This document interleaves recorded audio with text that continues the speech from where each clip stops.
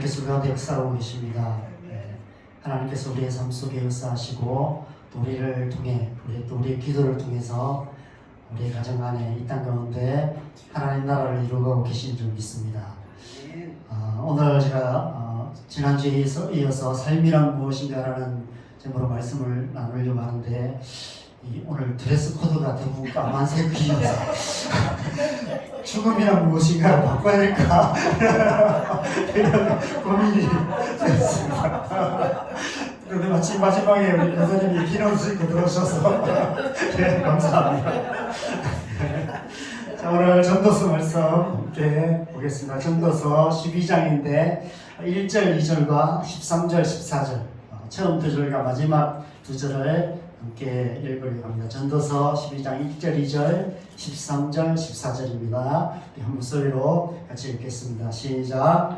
너는 청년의 때에 내 창조주를 기억하라. 곧 공고한 날이 이르기 전에 나는 아무 낙이 없다고 할 해들이 가깝기 전에 해와 빛과 달과 별들이 어둡기 전에 비 뒤에 구름이 다시 일어나기 전에 그리하라. 이래 결국을 다 들었으니 하나님을 경외하고 그의 명령들을 지킬지어다. 이것이 모든 사람의 본분이니라. 하나님은 모든 행위와 모든 은밀한 일을 선악간에 심판하시리라. 아멘. 여러분 혹시 부시맨이라는 영화를 기억하십니까? 한 40년 전에 나온 영화였습니다. 아프리카 사막에 부시맨이 사는 마을이 있는데 그 마을에 이렇게 경비행기가 지나가다가 조종사가 막 다 마신 콜라병을 떨어뜨립니다. 그래서 이 부시맨들이 하늘에서 떨어진 생전 처음 보는 콜라병을 보면서 이것이 도대체 어디에 쓰는 물건인가 당황해야 합니다. 하늘을 나는 큰 새가 떨어뜨렸기 때문에 신이 보낸 선물이라고 생각을 해서 이렇게 잘 모셔두기로 결정합니다. 그러다가 어느 날 어떤 사람이 그것을 가지고 딱딱한 열매의 껍질을 깨고 또 밀가루 반죽을 하고 이렇게 병에 불고 악기처럼 사용하고 아주 굉장히 유용한 물건이라는 사실을 깨닫게 됩니다. 그래서 그 소문이 마을에 퍼지면서 사람들이 이제 이 콜라병을 빌리러 옵니다. 그러다가 이제 서로 먼저 쓰겠다고 싸움이 나서 한 사람이 콜라병으로 다른 사람의 머리를 때리는 아주 끔찍한 사건이 일어납니다. 지금까지 한 번도 그 마을에 이런 끔찍한 일이 없었습니다. 범죄가 없었던 마을에 갑자기 콜라병 때문에 사람의 머리를 콜라병으로 때리는 아주 심각한 일이 생기게 되었습니다. 신이 주신 선물 때문에 한 번도 일어나지 않는 흉악한 일이 생긴 거예요. 어떻게 사람이 다른 사람의 머리를 때릴 수 있지? 이런 생각을 하면서 이 신이 준 선물 때문에, 이 콜라병 때문에 마을의 평화가 깨지는 것을 보면서 원래 이 영화의 제목이 뭐냐면 The gods must be crazy. 신은 미친 게 틀림없다. 이런 제목입니다. 신이 미쳤다. 이런 제목이에요. 이 신이 주신 선물 때문에 사람들이 미치게 되는 이런 모습을 보면서 이런 제목을 정한 것 같습니다. 그래서 사람들이 이제 비상대책회의를 합니다. 이 콜라병이 사람의 마음을 악하게 만들어서 이렇게 서로 싸우게 만드는 것을 보니까 이건 너무 위험한 물건이다. 그래서 신에게 다시 돌려주자 이런 결정을 하게 됩니다. 그래서 한 번도 이 마을을 떠나본 적이 없었던 사람인데 이 마을의 가장 용맹한 사람을 뽑아서 그 사람에게 아주 중대한 사명을 맡깁니다. 땅의 끝까지 가서 이 콜라병을 신에게 돌려주고 와라 이런 이제 명령을 내립니다. 그래서 이제 이 주인공이 이 콜라병을 들고 이 부족의 운명이 걸린 이 막중한 사명을 감당해야 되는 이 콜라병을 들고 한 번도 마을을 떠나보지 못했던 이 사람이 이제 이 콜라병을 들고 땅의 끝을 향해서 찾아갑니다. 가는 길에 다른 마을을 지나고 도시를 지나고 이러면서 막 총에 맞기도 하고 이런 에피소드를 겪으면서 마침내 이 빅토리아 호수가 있습니다. 빅토리아 폭포가 있습니다. 아프리카에 빅토리아 폭포가 있는데 이 빅토리아 폭포에 도착해 보니까 여기가 땅의 끝이구나 생각하고 이 폭포에서 이 콜라병을 던집니다. 신에게 돌려줘요. 그래서 이 위대한 임무를 완수하고 마을로 돌아와서 마을의 평화를 지키게 되었다라는 훈훈한 스토리. 이것이 이제 이 영화의 결말입니다. 제가 이제 지난주에 이어서 삶이란 무엇인가라는 제목으로 말씀을 나누고 있습니다. 근데 때로는 우리의 삶이라는 게 마치 하늘에서 떨어진 콜라병 같이 이렇게 생각될 때가 있습니다. 도대체 어떻게 살아야 될지 잘 모르겠다. 이런 생각이 듭니다. 내 삶의 용도가 무엇인지, 내 삶의 의미가 무엇인지, 내 삶의 목적이 무엇인지 알지 못한 채 이 세상 한복판에 한가운데 하늘에서 뚝 떨어져 내린 것 같은 그런 느낌이 들 때가 많이 있습니다. 내가 잘 살고 있는가? 내가 잘 살아왔는가? 내가 잘 살 수 있는가? 내 남은 삶을 어떻게 살아야 되는가? 이런 생각이 끊임없이 들 때가 있습니다. 우리 주위를 둘러보면 이 세상 모든 것들이 저마다 목적을 가지고 이 땅에 존재하고 있습니다. 하늘은 하늘대로, 태양은 태양대로, 구름은 구름대로, 산은 산대로, 바다는 바다대로 각기 분명한 목적을 가지고 거기에 존재하고 있습니다. 심지어 들판에 핀 이런 물을 들꽃조차도 세상을 좀 더 아름답게 만드는 나름대로의 존재의 목적을 가지고 잘 존재하고 있습니다. 그리고 우리 교회를 둘러보면 교회 안에 있는 물건들 하나님께서 당근을 통해서 다 이렇게 채워주셨는데 교회가 작아서 물건이 많지 않지만 이 물건들도 나름대로의 용도를 가지고 용도에 맞게 사용되고 있습니다. 이 마이크를 한번 생각해 보십시오. 이 마이크는 설교를 하고 또 찬양도 하고 노래도 부르고 이런 용도로 사용되고 있습니다. 이 마이크가 이렇게 사용되는 것은 이 마이크를 그런 용도로 만들었기 때문이에요. 그죠? 이 마이크를 처음 만든 사람이 이런 용도로 만들었기 때문에 그 용도에 맞게 사용하고 있습니다. 그런데 우리가 이 용도를 몰라서 이 용도대로 사용하지 않는다면 마이크는 의미가 없습니다. 이 마이크로 사람을 때린다거나 요리할 때 마늘 다지는 데 쓴다거나 이렇게 쓰면 그렇게 쓰는 사람은 없겠지만 그렇게 쓴다면 이 마이크는 용도대로 사용하지 않는 것이죠. 그렇게 쓰는 사람이 있으면 must be crazy입니다. 미친 거예요. 그렇죠? 만약에 여러분 요즘 TV에 그런 내용들이 많아요. 갑자기 몇백 년 전 과거로 돌아갔거나 과거에서 미래로 오거나 이런 스토리, 이런 드라마들이 요즘 많이 나오는데 여러분 만약 이 마이크를 한 500년 전 어떤 세상에 갖다 놓는다면 난리가 날 거예요.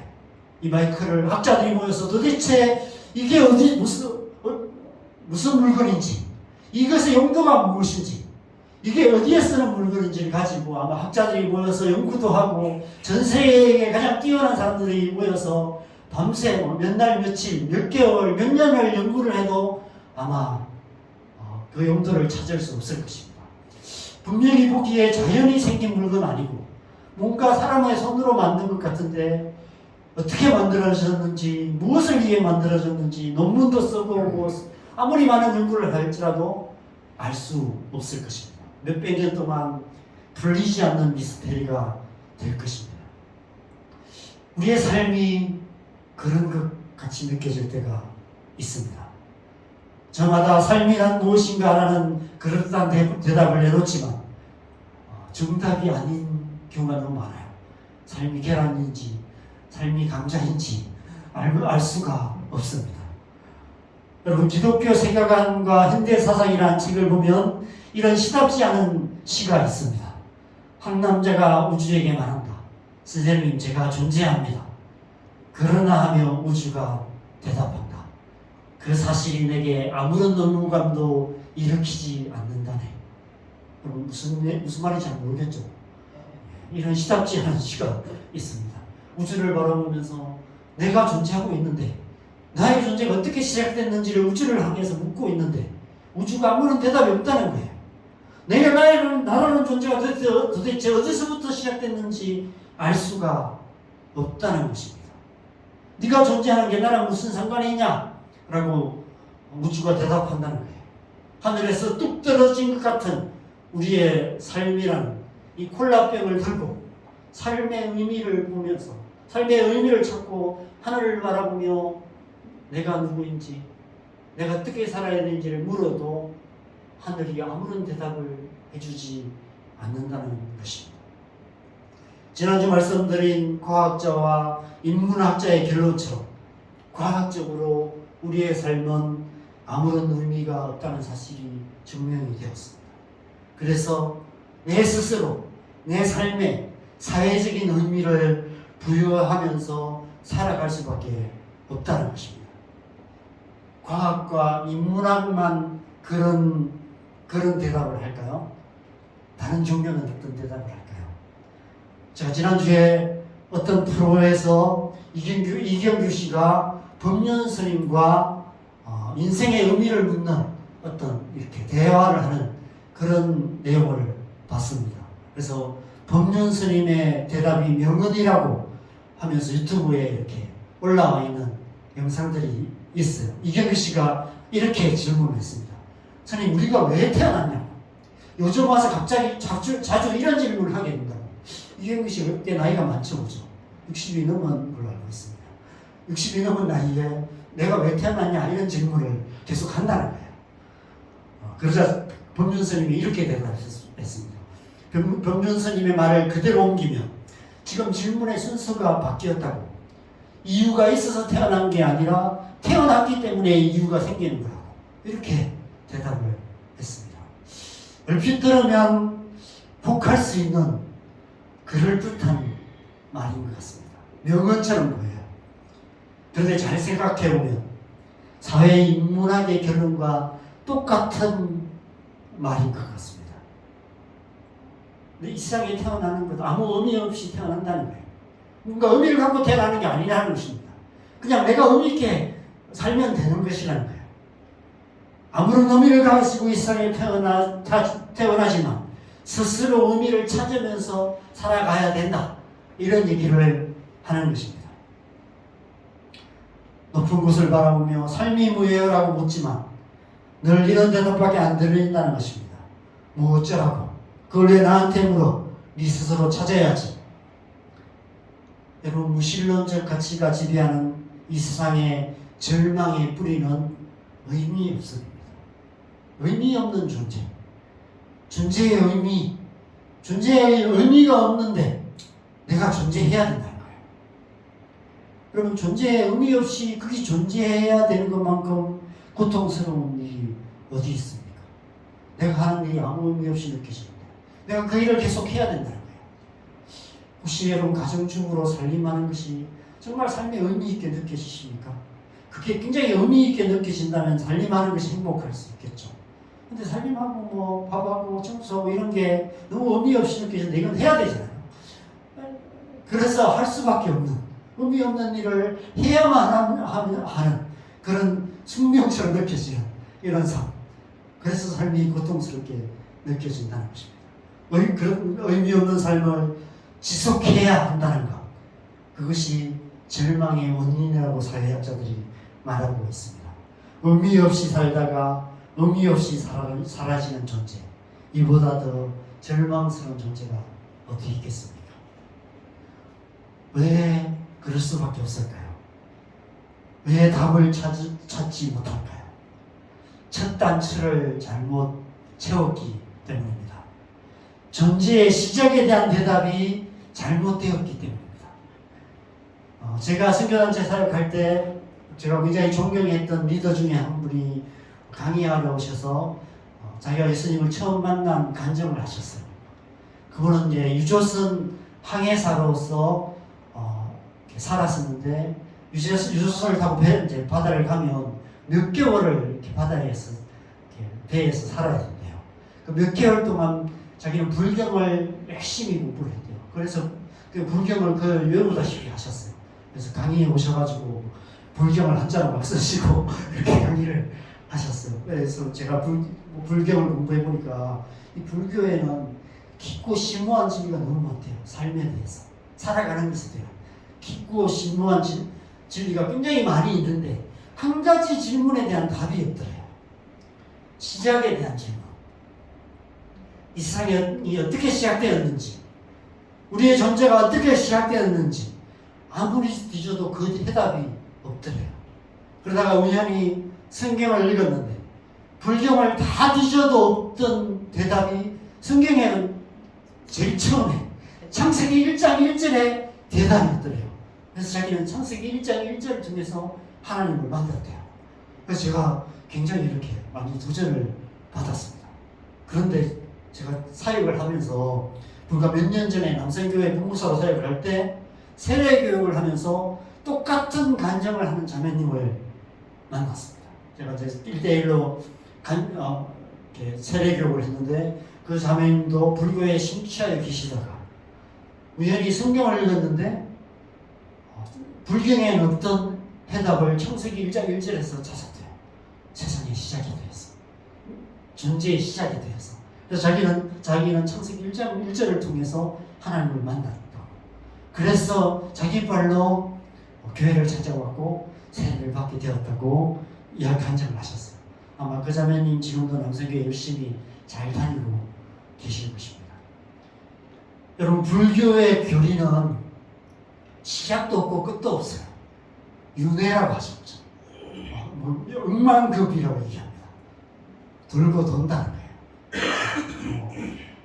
착하게 살면 더 좋은 세상에서 더 좋게 태어나고, 나쁜 짓 많이 하면 나쁘게 태어나고, 정말 심하게 악한 짓을 하면 바퀴벌레로 태어나고, 바퀴벌레가 되었다가 사람이 되었다가, 바퀴벌레가 되었다가 사람이 되었다가, 이렇게 돌고 도는 그런 인간이라는 존재는 끝없이 돌고 도는 시간의 수레바퀴에 갇힌 존재라는 것입니다. 시작도 없고 끝도 없다는 것입니다. 제가 불교를 잘 몰라서 더 얘기했다가는 얄팍한 지식이 들어갈까봐 여기까지만 하고요. 첫 단추를 잘못 깨면 끝 단추를 잘못 깨울 수밖에 없습니다. 존재의 시작에 대한 대답이 잘못되면 끝에 대한 대답도 잘못될 수밖에 없어요. 그런데 단지 끝 단추만 문제가 생기는 것이 아닙니다. 그 중간에 있는 모든 단추도 다 잘못 채울 수밖에 없습니다. 시작에 대한 올바른 답을 모르는 이 세상은 삶이란 무엇인가에 대한 질문에 대해서 그냥 의미 없기 때문에 내 스스로 사회적인 의미를 찾아가야 된다라고 그런 대답을 합니다. 시작과 끝에 대해서 잘못된 대답을 갖고 있는, 시작도 없고 끝도 없다라고 말하는 종교는 병륜 스님과 같은 결론을 내릴 수밖에 없습니다. 우리는 병륜 스님이 이런 결론을 내리시더라고요. 우리는 둘 중 하나를 선택하며 살아가야 된다고.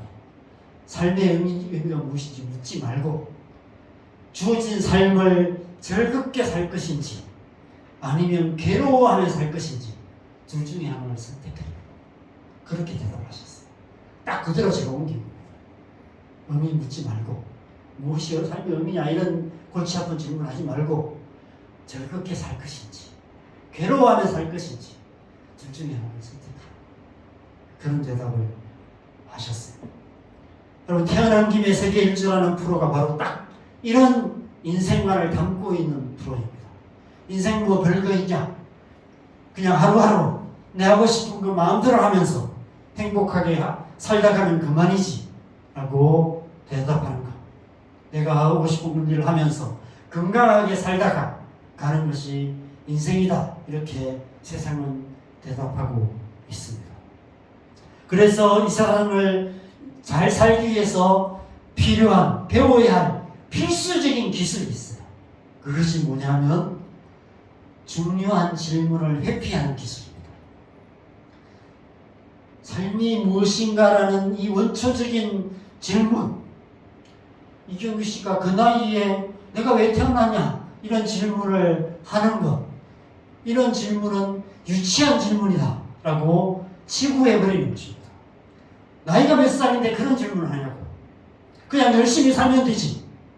밥 먹고 할 일이 없어서 그따위 쓰잘데없는 질문하냐고 이렇게 핀잔만 하는 그런 것입니다. 세상은 그래요. 그럼 여러분 사춘기 때는 그런 질문을 할 수 있을까요? 사춘기 때 이런 질문하면 다 이런 반응입니다. 쓸데없는 생각하지 말고 공부나 열심히 하라고. 진짜 중요한 질문을 하지 못하도록 만드는 것이 오늘날 교육의 목표입니다.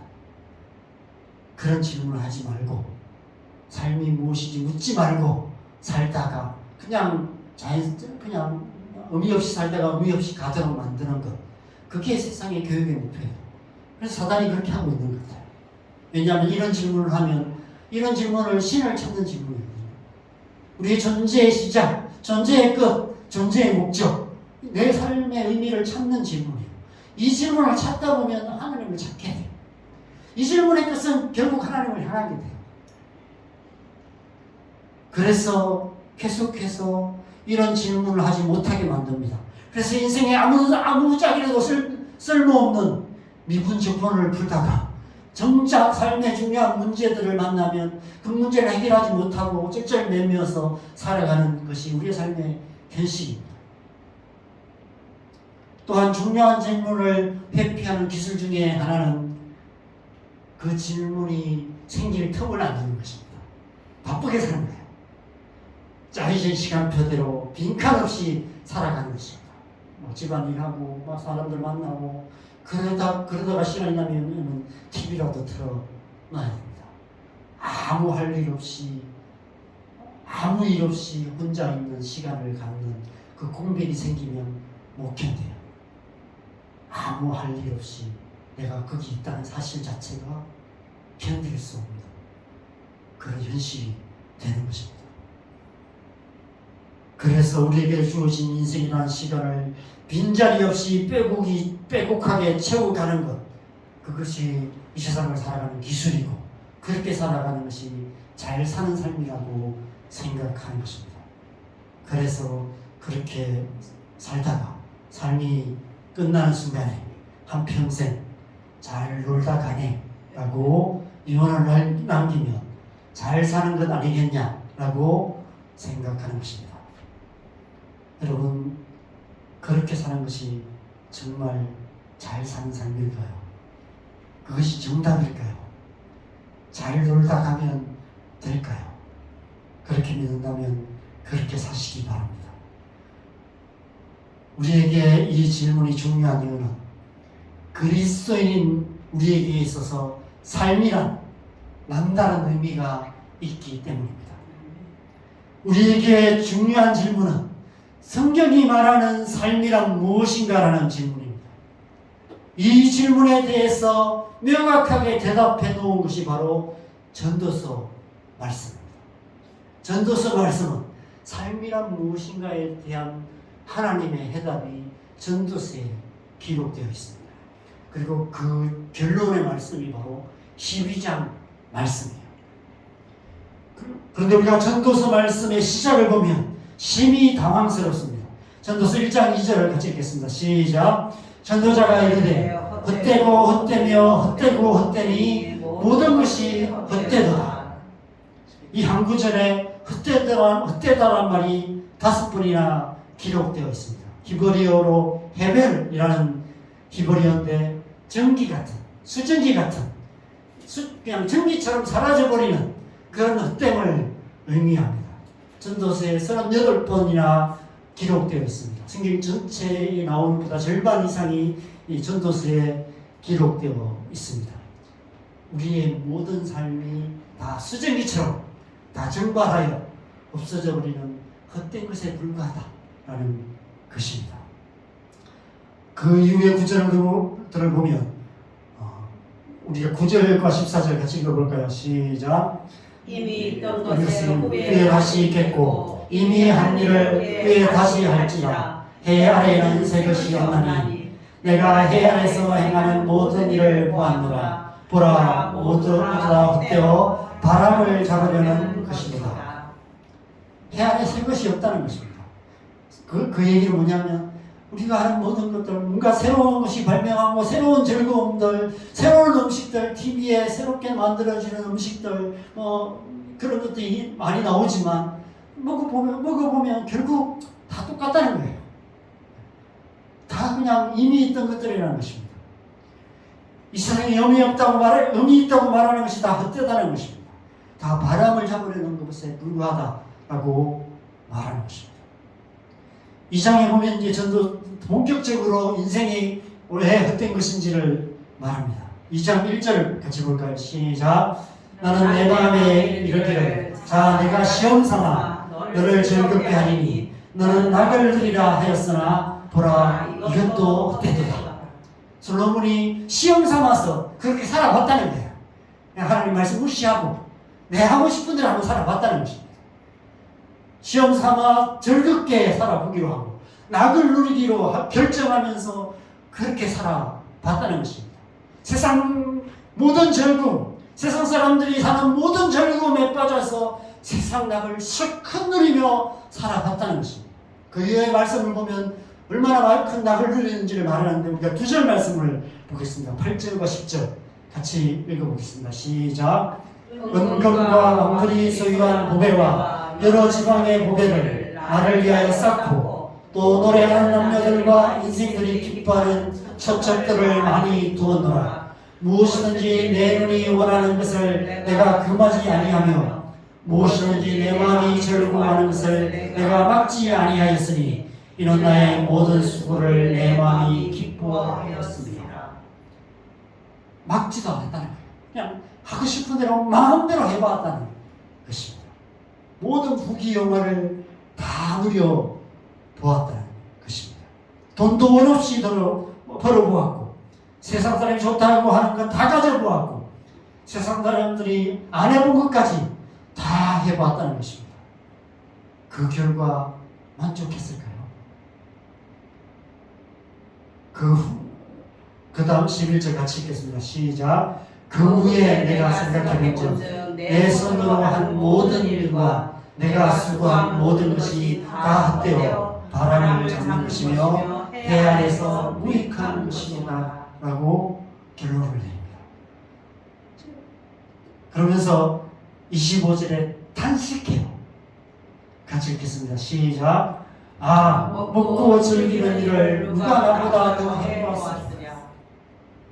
나보다 더 세상의 즐거움을 많이 맛본 사람이 어디 있으랴.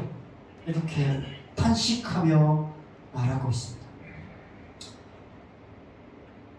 인생에 해볼 수 있는 것 다 해봤는데 나보다 더 많이 해본 사람이 있으면 나와보라고 그래. 이렇게 말하고 있어요. 그런데 헛되다는 거예요. 여러분 키르기스탄에 가면 뭐죠? 저기가 동그랗게 쳐놓은 데가 키르기스탄입니다. 거기에 가면 술레이만이라는 산이 있다고 합니다. 솔로몬 산이라고 얘기해요. 솔로몬이 3번을 왔다 갔다고 해서 솔로몬 산이라고 합니다. 솔로몬 왕이 거기까지 정말 갔을까? 이런 질문이 생겨요. 그것도 3번이나 갔을까? 제가 거리를 한번 직선으로 한번 이렇게 재봤습니다. 서울, 부산까지 거리에 한 10배 정도 돼요. 한 4,500km 정도 되는 것 같아요. 당시 교통으로 4,000km가 넘는 거리를 3번이나 왔다 갔다 하려면 몇 년은 걸렸을 텐데 정말 솔로몬 왕이 거기를 갔을까? 나중에 제가 그 영상을 보니까 찾아보니까 솔로몬 왕이 3번째 와서 거기에 모스크를 세웠대요. 그래서 이슬람 교도들이 그렇게 주장을 하는 겁니다. 아마 이슬람에서 만든 전설인 것 같아요. 그런데 제가 잘 생각해 보니까 3번은 아니더라도 한 번쯤은 가지 않았을까 이런 생각이 듭니다. 여러분 인생의 즐거움 중에 하나가 여행이죠. 그래서 여행이 유일한 즐거움인 사람들이 있습니다. 그래서 막 세계 일주하고 이런 사람들이 있습니다. 세계의 유명한 명소들을 찾아다니는 그런 즐거움, 그것도 인생의 즐거움이죠. 아마 솔로몬 왕도 인생의 어느 시간대는 몇 년은 여행만 해봤을 수도 있을 것 같아요. 신하들 데리고 그냥 좋은 귀한 좋은 곳을 다 가보면서 여기저기 가면서 몇 년에 걸쳐서 아마 이 술레이만산, 키르기스탄의 솔로몬산도 아마 다녀오지 않았을까. 너무 멀어서 우리나라까지는 못 왔을 것 같습니다. 아마 금강산까지는 못 와봤겠죠.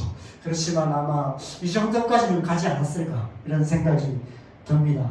저는 이란을 거쳐서 투르크메니스탄 이런 데를 거쳐서 아마 키르기스탄까지는 갔다 오지 않았을까 이런 생각을 해봅니다. 그런데도 그조차도 헛되더라라고 말하고 있습니다. 왜 이런 결론을 낼 수밖에 없을까요?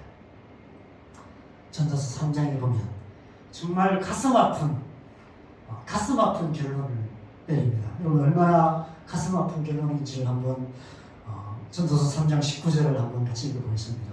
시작. 인생이 당하는 일을 짐승도 당하나니 그들이 당하는 일이 일반이라.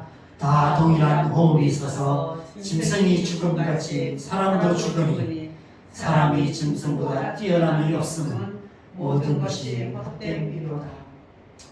다 죽고 만다는 거예요. 죽음에 끝나버린다는 거예요.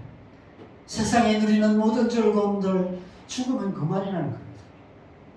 삼성의 이건희 회장이 저 많은 재산을 가지고 있었지만 지금 죽고 없거든요. 그렇죠? 무슨 의미가 있겠어요? 그렇죠? 이 세상에 부귀영화를 많이 가진 사람들 그냥 그렇게 살지만 죽으면 아무 의미가 없어진다는 것입니다. 죽음이라는 불편한 지식 앞에서 우리가 목숨 걸고 붙들고 있는 그것조차도 다 쓰잘데기 없는 것이 되고 만다는 것입니다. 그런데 전도서 9장에 보면 전환점이 되는 말씀이 나와요. 전환점이 되는 한 구절이 나옵니다. 여러분 이 말씀이 성경에 있다는 것도 모르시는 분들이 혹시 계실지도 모르겠습니다. 전도서 9장 4절입니다. 같이 읽겠습니다. 시작. 모든 산자들 중에 들어있는 자에게는 누구나 소망이 있으면 산 개가 죽은 사자보다 낫기 때문이다. 산 개가 죽은 사자보다 낫다는 거예요. 극단적으로 말하면 개처럼 살더라도 죽는 것보다 낫다는 것입니다. 그럼 세상에 가장 어리석은 짓은 자살이에요. 비록 개 같은 인생을 산다 할지라도 살아있는 게 낫다는 것입니다. 왜냐하면 산자에게는 그나마 소망이라도 있기 때문에 그렇습니다. 삶의 마지막 순간이라도 십자가에 못 박혀 죽는 그 마지막 순간에도 예수님을 만날 수 있는 작은 소망이라도 있기 때문에 개처럼 살더라도 살아있는 게 낫다는 것입니다. 삶의 소망이 있다는 것입니다. 그런데 이런 말씀도 있습니다. 아마 여러분 중에 어떤 분은 들으면 정말 좋아하는 말씀일 것 같습니다. 9장 9절 같이 읽겠습니다. 시작. 내 헛된 평생의 모든 날 곧 하나님이 해 아래에서 내게 주신 모든 헛된 날에 내가 사랑하는 아내와 함께 즐겁게 살지어다. 그것이 내가 평생에 해 아래에서 수고하고 얻은 내 몫이다. 내 사랑하는 아내와 함께 즐겁게 살아라고 말씀하고 있습니다. 저는 앞으로 좀 그렇게 살아보려고 합니다. 참 좋은 말씀이죠, 그죠? 이것이 전도서의 결론이라면 아마 법륜스님의 명문과 별 다를 바 없을 것 같습니다. 그런데 전도서의 결론은 이 말씀이 아니라 마지막 장인 12장에 있습니다. 헛되고 헛된 삶을 어떻게 살아야 되느냐. 이렇게 사랑하는 아내와 즐겁게 살아가는 것도 좋지만 그렇게 살아야 하지만 그러나 결론적으로 마지막에서 전도서에서 마지막 장에서 이제 결론을 내리면서 시작과 끝에 대한 일이에요. 시작도 모르고 끝도 몰라서 세상에 내 스스로 의미를 찾다가 의미 없이 끝나는 세상, 인생. 다른 종교가 말하는 끝없이 돌아가는 시간의 쳇바퀴 속에서 그냥 의미 없이 살아가는 그런 인생 가운데 시작이 무엇이고 끝이 무엇인지를 분명하게 말씀하면서 그 사이에 어떻게 살아가야 되는지를 말씀하십니다. 그것이 우리가 오늘 읽은 본문이에요. 본문 1절과 14절 같이 다시 한번 읽겠습니다. 시작. 너는 청년에 대해 너의 창조주를 기억하라. 곧 공고한 날이 이르기 전에 너는 아무 낙이 없다고 할 해가 가깝기 전에 하나님은 모든 행위와 모든 은밀한 일을 선악간에 심판하시리라. 시작을 기억하라고 얘기합니다. 창조주를 기억하라. 하나님이 너희를 창조하셨다. 하나님이 너희를 어떤 목적을 가지고 너희를 만드신 것을 기억하라 라고 말씀하십니다. 의미 없는 삶이 아니라는 거예요. 하나님이 주신, 우리에게 주신 의미가 있다는 것입니다. 마지막을 기억하라는 것입니다. 마지막에 모든 행위와 모든 은밀한 일을 선악간에 심판하실 것이다 라고 말씀하고 있습니다. 시작도 모르고 끝도 모른 채 사는 삶이 아니라는 것입니다. 시작도 없고 끝도 없는 삶을 살아가는 것이 아니라는 것입니다. 우리의 존재가 시작도 모르고 끝도 모른 채 그냥 우연히 왔다가 사라지고 마는 존재가 아니라, 시작도 없고 끝도 없는 이 세상을 끝없이 돌고 도는 것이 아니라 분명한 시작과 분명한 끝을 가지고 그 사이를 우리가 살아가고 있다는 사실을 기억하라고 말하고 있습니다. 그리고 그 사이에 있는 한 구절을 통해서 삶에 대한 결론을 내립니다. 하나님의 백성의 삶, 그리스도인의 삶이란 이런 것이다. 바로 전도서 12장 13절입니다. 같이 읽겠습니다. 시작. 일의 결국을 다 들었으니 하나님을 경외하고 그의 명령들을 지킬지어다. 이것이 모든 사람의 본분이니라. 하나님을 경외하며 하나님의 명령을 지키는 것, 하나님의 말씀 따라 살아가는 것, 그것이 사람의 본분이다. 모든 사람의 본분이라고 말합니다. 여기서 제가 모든과 본분이라는 단어를 빨간 글씨로 했습니다. 여러분, 히브리어로 이 모든과 본분은 같은 단어입니다. 콜이라는 단어를 씁니다. 영어로는 all입니다. 모든, 전부입니다. 이것이 모든 사람의 전부다 라는 것입니다. 하나님을 경외하고 명령을 지키는 것, 그것이 모든 사람의 인생의 전부다. 모든 사람의 삶의 전부라는 것을 말씀하고 있는 것입니다. 본분이라는 국어사전적 의미는 의무적으로 마땅히 지켜 행해야 될 직분, 도리라는 의미가 있습니다. 하나님을 경외하고 그의 명령을 지키는 것은 모든 하나님의 백성들이 의무적으로 마땅히 지켜 행해야 되는 바다라고 말하는 것입니다. 그렇게 살아가는 삶, 그것이 하나님의 사람의 삶이라고 말씀하고 있는 것이죠. 지난 1월에 시편 1편 말씀을 통해서 사람은 사람으로 태어나지만 그러나 사람이 되어가는 존재다 라고 말씀을 드렸습니다. 사람이 사람 되어가는 과정, 그것이 삶이라고 말씀을 드렸습니다. 사람이 사람 된다는 것, 어떤 사람이 사람 되었다고 얘기할까요? 사람답게 사는 사람, 그것이 사람 된 거죠. 그렇죠? 사람의 본분을 다하는 사람, 그런 사람이 사람인 것입니다. 자식이면 자식의 본분을 다하고, 부모는 부모의 본분을 다하고, 직장에서는 자기 맡은 바 본분을 다하고, 사회에서는 사회에서 맡은 본분을 다하고, 그렇게 살아가는 것, 그런 사람, 그것이 사람다운 사람입니다.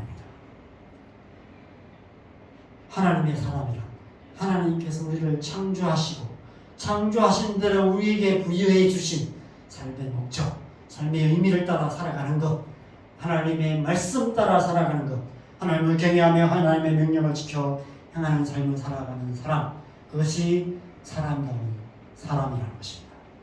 그러한 삶을 통해서 우리는 하나님의 사람이 되어 가야 하는 것입니다. 헛된